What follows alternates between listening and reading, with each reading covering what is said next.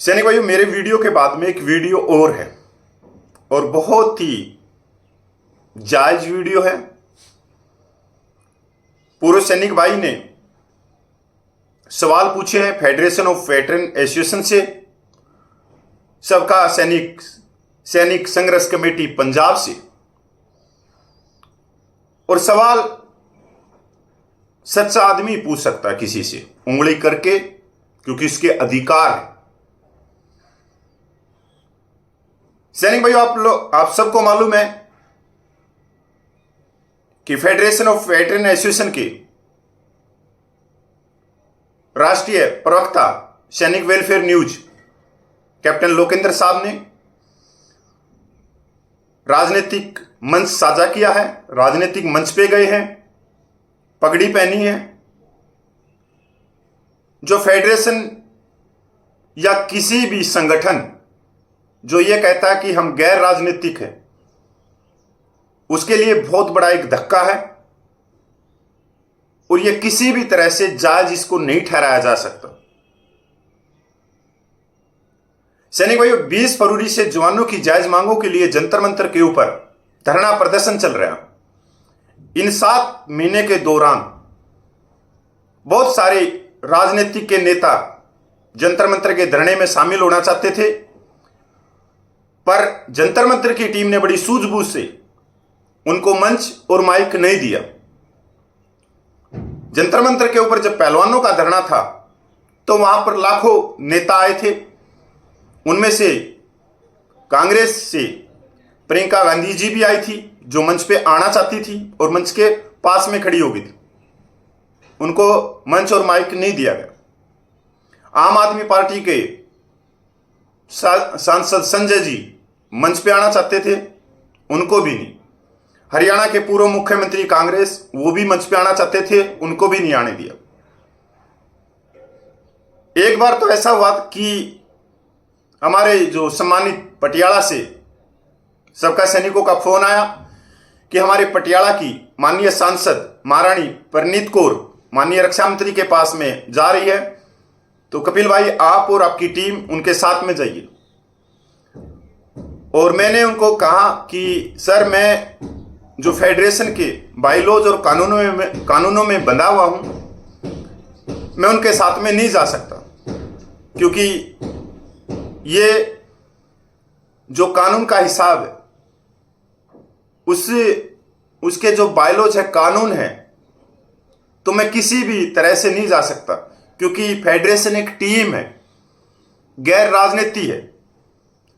हाँ, हमारी जो पटियाला के जो सम्मानित सदस्यों ने उनको मांग पत्र दिया है, वो समर्थ हैं, वो उनके साथ में जा सकते हैं।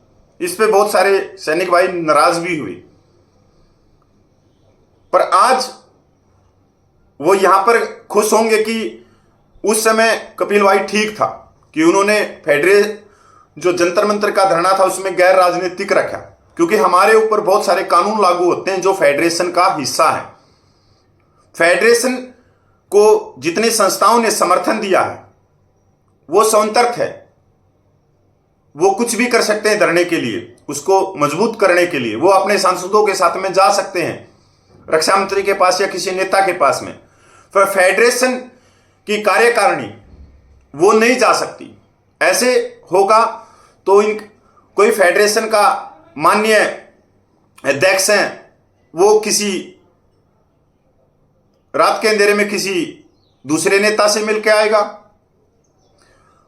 इनके जनरल सेक्रेटरी फेडरेशन के, वो किसी अलग पार्टी के नेता से मिलकर आएंगे।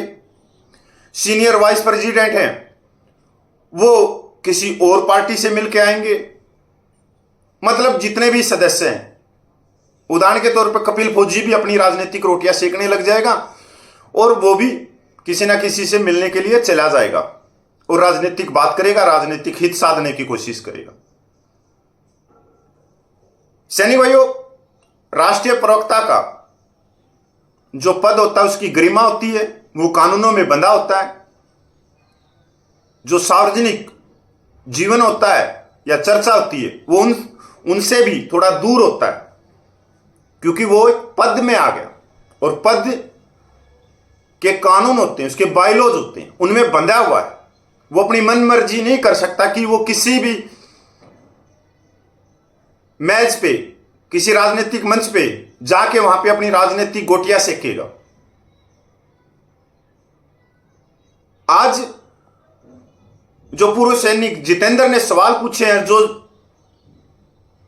जिनका उत्तर फेडरेशन और सबका सैनिक संघर्ष कमेटी ने देना चाहिए, मैं जितेंद्र के साथ में हूं, उनके सवालों के साथ में हूं, क्योंकि हमारे जो संघर्ष इतने सालों का वो किसी राजनीतिक या किसी व्यक्ति की रोटियां सिकाने के लिए नहीं कर रहे हो।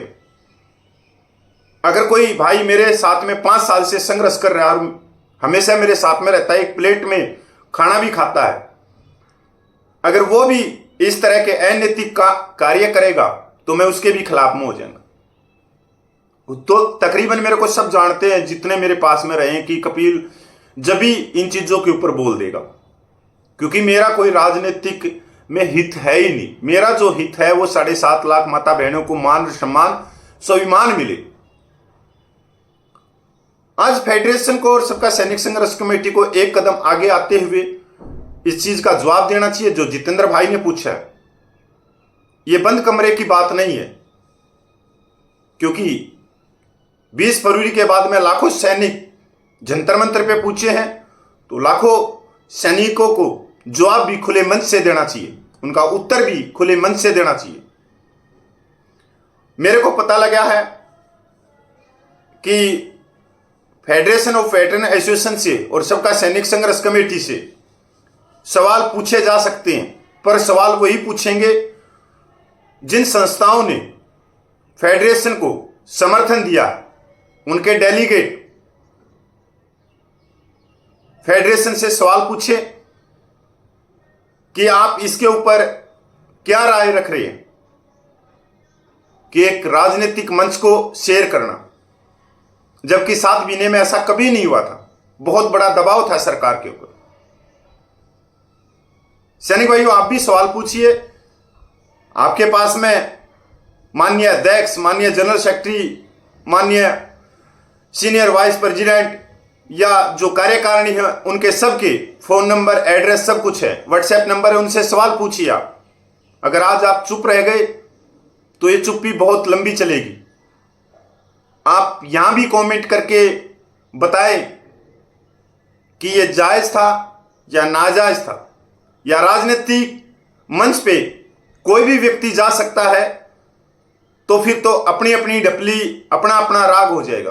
कपिल फौजी फलाने के मंच पे बैठा है, जनरल सेक्रेटरी नलिन तलवार फलाने के मंच पे बैठा है, सीनियर वाइस प्रेसिडेंट फलाने के मंच पे बैठा है, तो हम तो अलग अलग मंचों से हो गए। फिर हमारी एकता क्या रह गई, हमारी भाईचारा क्या रह गया, हमारा जो जवानों की जायज मांगों के लिए जो संघर्ष है वो कैसे रह गया। अगर हम राजनीतिक के अलग अलग मंचों पे बैठ गए तो हमारे विचार भी अलग अलग हो गए, हमारा संघर्ष तो बहुत पीछे छूट जाएगा। तो सैनिक भाइयों, सवाल पूछिए और इसके बाद में जो वीडियो आप कृपया करके उसको भी देखिए, और भाई इसको शेयर भी करना 10-10 ग्रुपों में। जय हिंद, वंदे मातरम, जय भारत। जय हिंद, जय भारत। मैं जितेंद्र राय प्रयागराज से सभी को नमन वंदन करते हुए आज एक पूर्व सैनिक समाज के लिए बात रखना चाहता हूं जो सच है, और सच का साथ देना ही सच्चाई कही जाती है, और सच को सच कहना भी उचित रहेगा। जंतर मंतर पे चल रहे धरने को, जो कि विगत 20 फरवरी से धरना चल रहा है, हम पूर्णतः समर्थन देते हैं। पूर्व सैनिक समाज, पूरे 28 लाख पूर्व सैनिक, बाद में जो गठन हुआ 9 तारीख को अपना फेडरेशन का, तो सबका संघर्ष कमेटी द्वारा चल रहे धरने को आगे चलाने के लिए सब अपना फेडरेशन का गठन हुआ। और फेडरेशन के बायलॉज के अंदर जो जो नियम थे वो नियम बहुत अच्छे थे। श्री अर्जुन सिंह राठौर साहब उसके अध्यक्ष हैं प्रेजेंट टाइम में, और उनकी देखरेख में आज की डेट में हमारा जंतर मंतर का अनशन चल रहा है। तो जो फेडरेशन के नियम कानून हैं उससे हमारा जंतर मंतर का जो धरना है, अनशन है, वो प्रभावित होता है। गैर राजनीतिक संगठन है, तो इसमें राजनीति को नहीं घुसाना चाहिए, जहां तक मैं समझता हूं। अगर ऐसी कोई कृत्य कार्य कोई करता है फेडरेशन के बैनर तले, तो दंडनीय का भुक्तभोगी होना चाहिए, लेकिन वो भी वह कार्य करते हुए जो कि फेडरेशन मना करता है। नॉर्मल इशू के लिए ज्यादा कोई बड़ी बात नहीं है। मैं ये कहूंगा साथ में कि पिछले विगत 2-3 दिन के अंदर जो चर्चाएं चल रही है माननीय लोकेंद्र साहब को लेके, जो कि हमारे फेडरेशन के स्पोक पर्सन हैं, एक सम्मानित जगह पर हैं, वो किसी पार्टी के मंच को उन्होंने साझा किया है। तो अगर फेडरेशन के नियम कानूनों के उल्लंघन किया है तो उस हिसाब से उनसे वार्ता भी होनी चाहिए कि ऐसा क्यों किया गया है।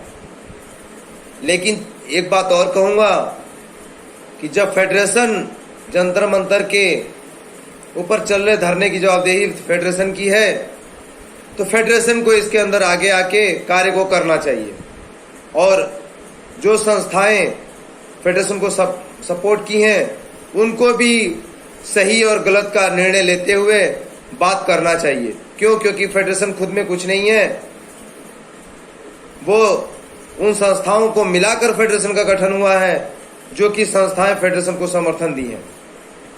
इसके ऊपर चर्चा करनी चाहिए, लेकिन यह चर्चा टेबल पे बैठ के करनी चाहिए।